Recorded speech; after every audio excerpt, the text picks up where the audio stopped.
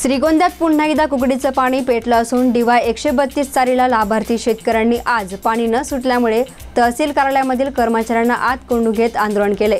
तहसीलच्या कर्मचाऱ्यांच्या तक्रारीवरून आंदोलन करणाऱ्या शेतकऱ्यांविरोधात श्रीगोंदा पोलिसांमध्ये गुन्हा दाखल केला असून शेतकऱ्यांना ताब्यात घेण्यात आले।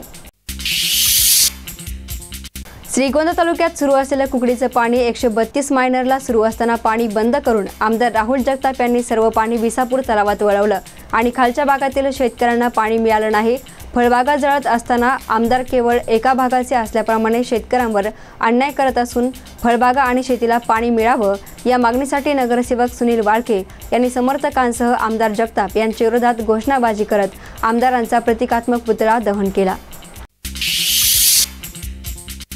अकोले तालुक्यातील इंदोर येथील मसोबानगर नवले वस्ती शिव अमृत बंगल्यामधून उत्पादन शुल्काच्या अधीक्षका भाग्यश्री जाधव आणि क्षेत्रीय उपाध्यक्ष गणेश बारगजे यांच्या मार्गदर्शनाखाली संगमनेर येथील निरीक्षक उत्तम बर्डेच्या पथकानं धाड टाकत 64,000चा देशी दारूचा साठा पकडला असून अज्ञात इसमाविरोधात गुन्हा दाखल केलाय, तर पुढील तपास निरीक्षक बर्डे हे करत आहेत।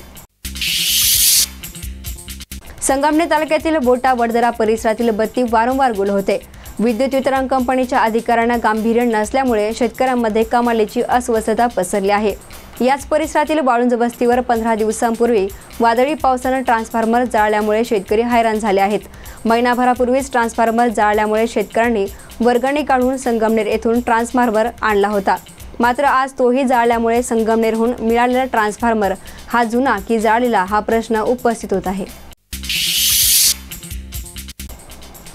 अकोले तालुक्यातील राजूर येथील गणेश चौकामध्ये असणाऱ्या मिरचीच्या दुकानांना हलवण्याच्या मागणीसाठी परिसरातील ग्रामस्थांनी आणि महिलांनी सोमवारी आठवडे बाजाराच्या दिवशी गणेश मंदिरासमोर ठाण मांडून बसत जोपर्यंत दुकानं हलवली जात नाही तोपर्यंत आम्ही रस्त्यावरून उठणार नाही असा पवित्रा घेतल्यामुळे आणि तासभर आंदोलन केल्यामुळे प्रशासनाने तात्काळ भेट देऊन प्रश्न सोडवण्यासाठी मिरची व्यापाऱ्यांना पर्यायी जागा देत प्रश्न मिटवल्यानंतर आंदोलन मागे घेण्यात आलं।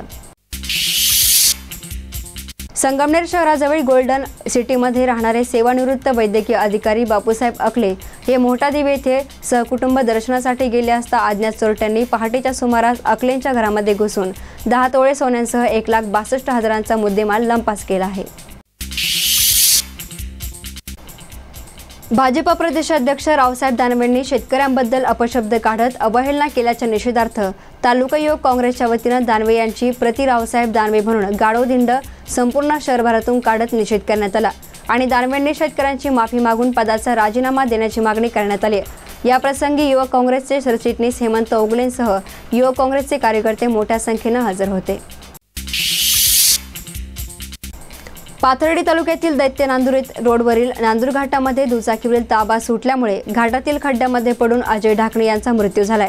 ढाकणे हे चुंबळी येथून त्यांच्याकडील दुचाकी घेऊन दैत्य नांदूर येथे कामानिमित्ताने गेले होते, मात्र घाटामध्ये ताबा सुटून ते दुचाकीसह खड्ड्यामध्ये कोसळल्यामुळे त्यात त्यांच्या डोक्याला आणि मानेला जबर मार लागल्यामुळे त्यांचा दुर्दैवी मृत्यू झाला। या घटनेची पाथर्डी पोलीस ठाण्यामध्ये अकस्मात मृत्यूची नोंद करण्यात आली।